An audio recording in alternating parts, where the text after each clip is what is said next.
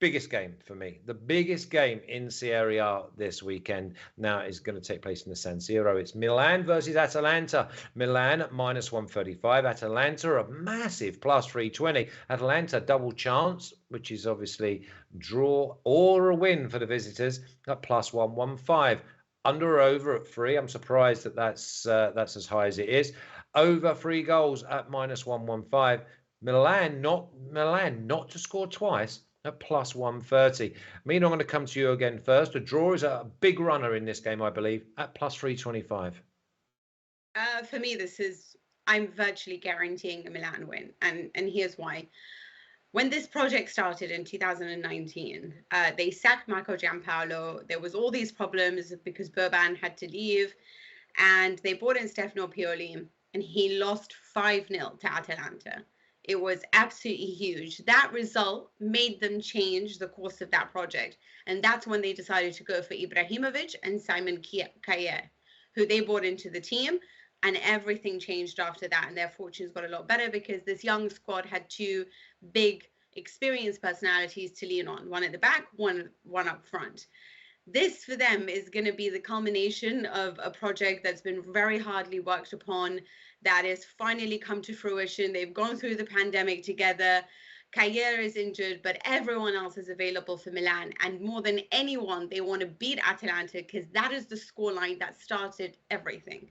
So I think that from an emotional point of view, this is like the complete circle. Imagine defeating Atalanta to really, at this point, put one hand on the Scudetto trophy that's been missing for so long.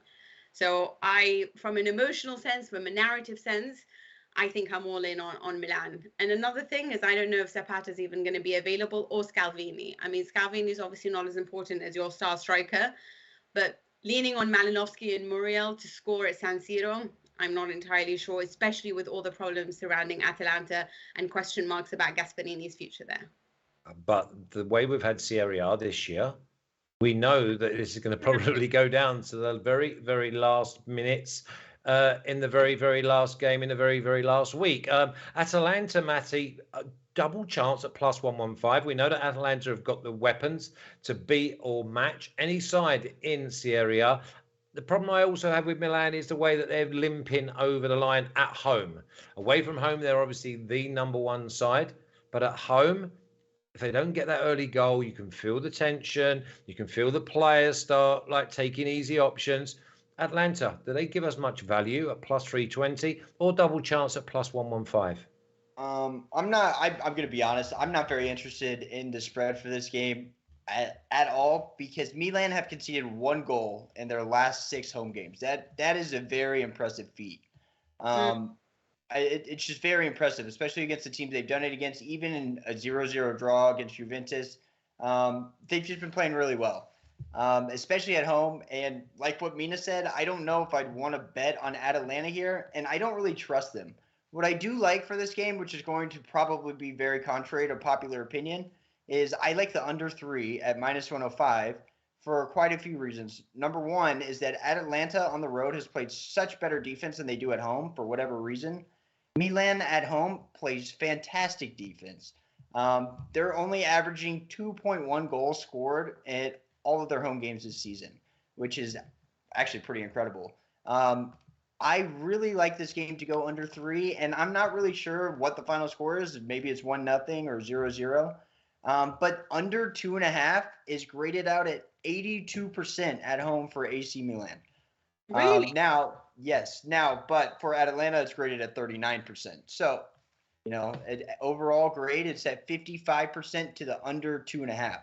So I think this line is way overvalued here, especially because even head-to-head, we have seen over 2.5 in only 11 of the last 25 head-to-head matches, 40%. Only one of the last 4 went over 3. We had 1 push. I don't know. I think this game could go a few different directions, but I don't expect really either of these teams to score more than 2, and I'd be surprised if both of them scored twice. Is it right that Atalanta are unbeaten in their last 3 meetings in this fixture, Mina? Yeah, I mean, Milan has been one of their favorite teams to play. So I understand the way that they've been laid out because it's man for man, and they are going to overwhelm usually the young squad of Milan. But this is why I believe a lot in psychology. It's kind of why I always think that Real Madrid win everything. Yeah, fair. Just from that point of view, when you are so desperate for a win, and more than any other team, they want to beat Atalanta. I struggle to think that they'll lose this, especially because everyone's available to them. So for the first time, they can actually go to the bench and have everyone there and have anyone they want to start. And how many times, if we can honestly say that about Milan this season? No, they've been ravaged, absolutely ravaged with injuries. But the other thing you've got, if you're a Milan fan, is that someone pops up. Someone. I mean, look at Tonali last week. I mean, you're not expecting him to be popping up and being your hero when you've got so many higher rated players. Listen, they are a great team and they've done brilliant. They were my tip at the start of the season to be the outsider to Inter, and we have them both sitting at the top of the table. So listen, the bottom line is with Milan, it's in your hands. You go and deliver, then all credit to you. But probably the one team you don't want coming 2 weeks before the end of the season is Atalanta. Let's have a little look at the official picks here, because I think we're going to have polarizing views. It's Milan and over 1.5 at plus 100. I've gone with Atalanta, double chance at plus 110, just because I think that I think this could well be a draw. I think Inter win, and then we go into the last season absolutely loving life. Don't do that. Oh no, that's what we want, isn't it? That's exactly what we want. We want them to be almost like when Aguero won the Premier League for Man City. I think it was like 2012 or something. Okay, let's move on.